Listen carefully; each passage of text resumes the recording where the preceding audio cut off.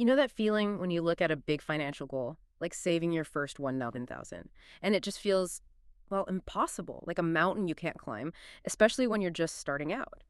Well, what if we told you it's not only achievable, but maybe it's the most important financial hurdle you'll ever conquer? In this deep dive, we're unpacking a really comprehensive guide. It's designed specifically for beginners, actually, showing you simple, practical steps to save that crucial first 1 lakh rupees, no matter what your income is. We're going to distill the most impactful nuggets of wisdom from this source, give you a clear, actionable roadmap. That's absolutely right. Our mission today is really to break down this goal that seems so daunting, break it down into truly manageable, actionable strategies. We'll cover everything from demystifying where your money actually goes to smart investment tactics. And yeah, we'll even share a bonus mindset tip that can significantly accelerate your entire savings journey. It can really transform your financial perspective along the way. Okay, let's unpack this. Why is saving that first euro thousand so uniquely significant? It feels like more than just hitting a number, doesn't it? Kind of like reaching a personal financial Everest. Yeah, it really does. And what's truly insightful here is that our sources don't just see it as a financial target. They emphasize it as the foundation of financial discipline and, crucially, confidence. It's about proving to yourself, hey, I can control my money. I am capable of building wealth. Yeah. This isn't just about the amount. It's about that profound psychological win. It sets the stage for everything else. Right. So it's not just about having the cash in hand, but about the habits and like the belief system you build getting there. It's a launching pad for something much bigger then. Exactly. Think of it as the critical seed for all your future investments. Whether that's growing a substantial mutual fund portfolio later on, or maybe diving into stocks, or just establishing that rock-solid emergency fund. The guide uses a fantastic analogy, actually. It says, consider it the first brick in building your financial house. Without this crucial first brick, the entire structure can't stand strong. So, this initial achievement, it doesn't just give you money, it gives you empowerment, the proven capability to tackle even larger financial goals with real confidence. That analogy really resonates. It turns the scary number into something tangible, an achievable first step. Okay, so we understand why it's important, super important, but where do you actually begin the practical work? How do you even start laying that first brick when your finances maybe feel like a tangled mess? Right. Well, the very first step, according to our guide, is straightforward but powerful. Truly know your money. This means tracking your income and your expenses for at least 1 month. Now, I know that sounds simple, maybe even a bit tedious. Definitely sounds tedious. Yeah, but it's profoundly effective. It reveals your actual financial habits, not just what you think they are. I'm glad you brought up the tedious part because I think for many people, that's where the good intentions just fizzle out. So how do you go about tracking without it feeling overwhelming or like a chore you'll just abandon after like a week? I have to confess, I've started and stopped budgeting apps more times than I care to admit. You're definitely not alone there.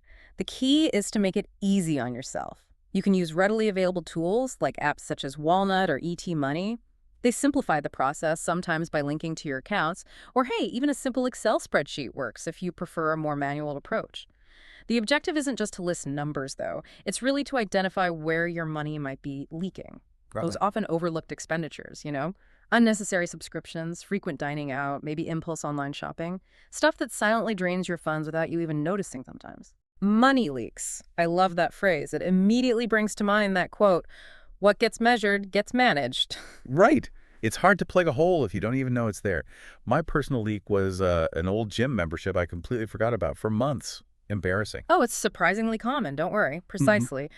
Understanding exactly where every rupee goes is the essential first step. It's foundational to taking control. It gives you the clarity you need to make informed decisions about where you can cut back, or, maybe more importantly, where you can reallocate funds towards your goal. Okay, so once you know where your money is flowing, and maybe more importantly, where it's leaking, how do you then structure it? How do you structure it to effectively save? It's one thing to see the holes, quite another to actually plug them and, redirect that flow purposefully. Good question.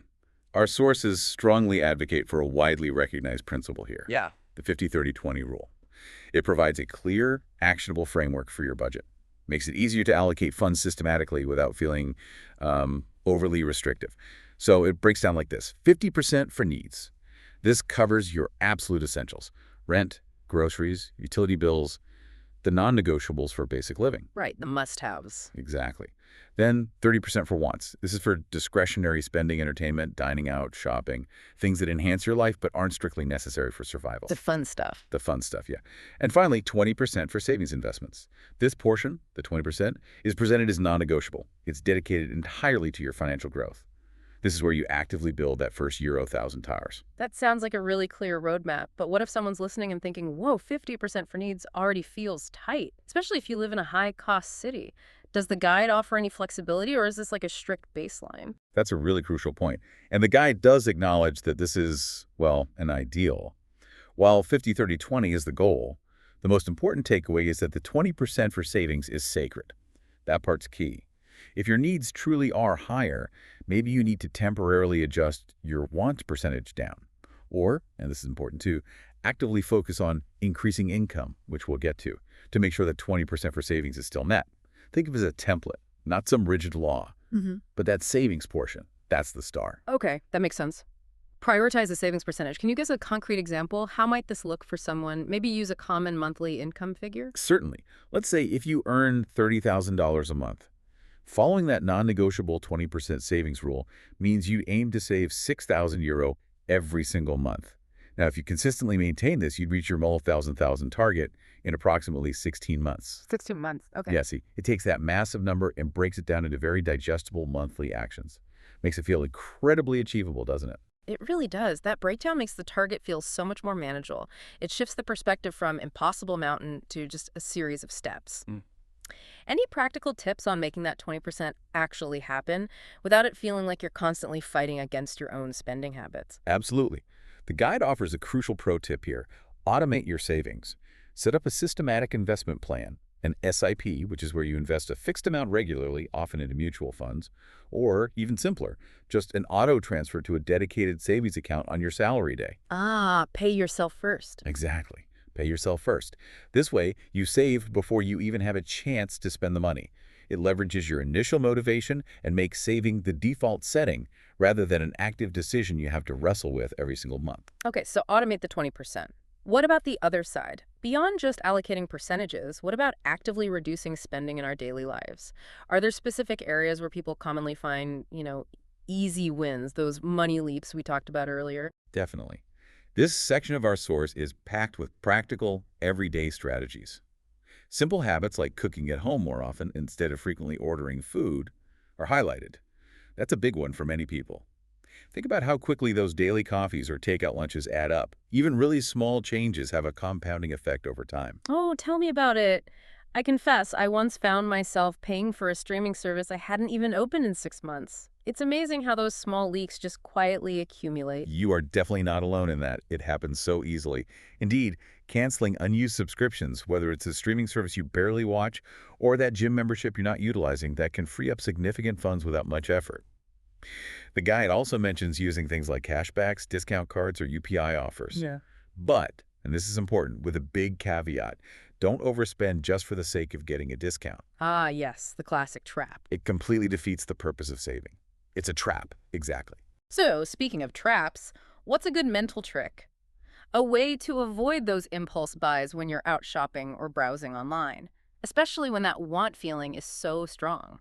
The 24-hour rule is an excellent recommendation from the guide. It suggests waiting one full day before making any unplanned purchase, particularly for non-essentials. Just sleep on it. Pretty much. This gives you valuable time to consider whether it's a genuine need or just, a fleeting want. Often, that desire fades once you've had time to think it over. You might realize you don't actually need it after all. Okay, that's a good one. Simple but effective. So, we've talked about the importance of saving, automating it, and strategically cutting expenses, finding those leaks. But the sources also point to another really powerful lever, don't they? Something that can truly accelerate your journey to that first lakh, maybe even more dramatically than cutting costs. Yes, and what's truly fascinating here is the perspective offered. While saving money has a finite limit, you can only cut so much, right? Right. Your potential for earning often has no such ceiling, or at least a much higher ceiling. So this section strongly encourages finding ways to increase your income as a parallel strategy and an incredibly powerful one. So, looking beyond just your main job, exploring avenues that might add to your monthly take-home pay. Maybe even something you enjoy doing. Exactly that. Starting a side hustle is a key suggestion. The guide lists practical options like freelancing in your area of expertise, tutoring students, even exploring digital avenues. Things like YouTube, affiliate marketing, maybe reselling products online. The digital economy has really opened up so many ways to earn extra income these days. Or perhaps even improving skills within your current role. To position yourself for a raise or a promotion, effectively boosting your primary income stream. Yes, absolutely. That's another great path. Upskilling. Maybe learning new skills in areas like coding, digital marketing, or even gaining fundamental stock market knowledge.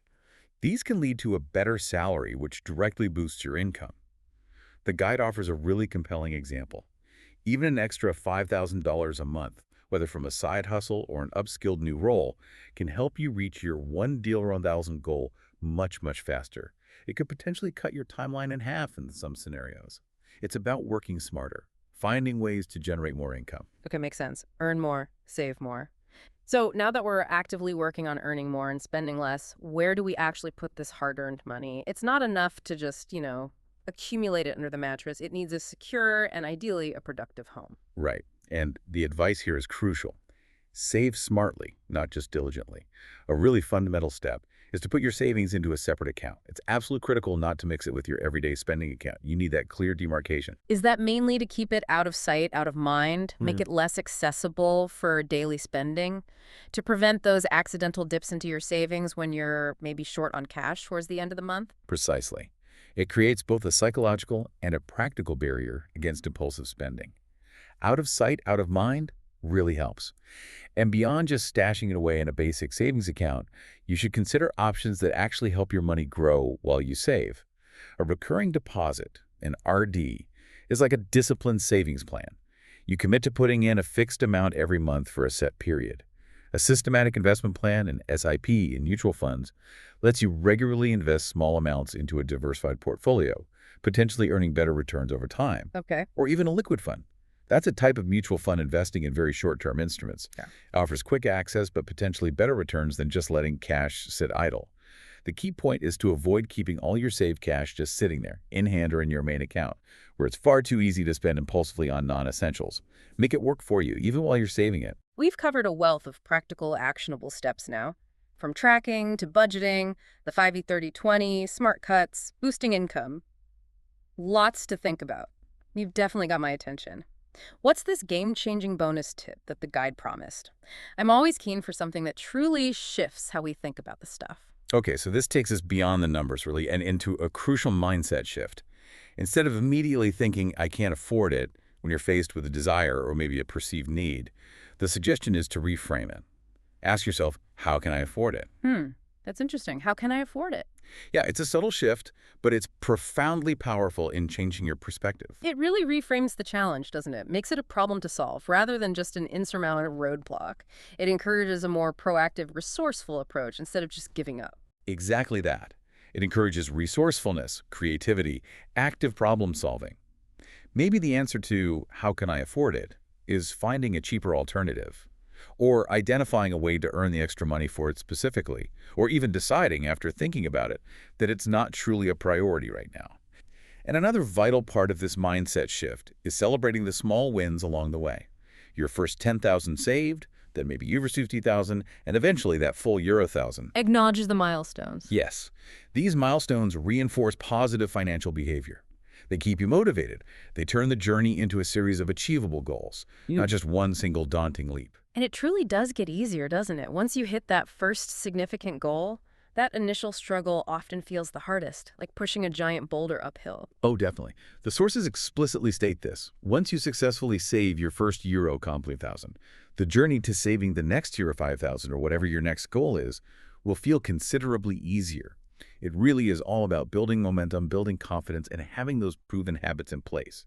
You've established the discipline, the foundation is now solid, and crucially, you've seen firsthand that you can do it. Okay, so just to quickly recap this deep dive for everyone listening, we've explored the immense importance of that first Euro 1,000, not just the money, but as the psychological and financial foundation.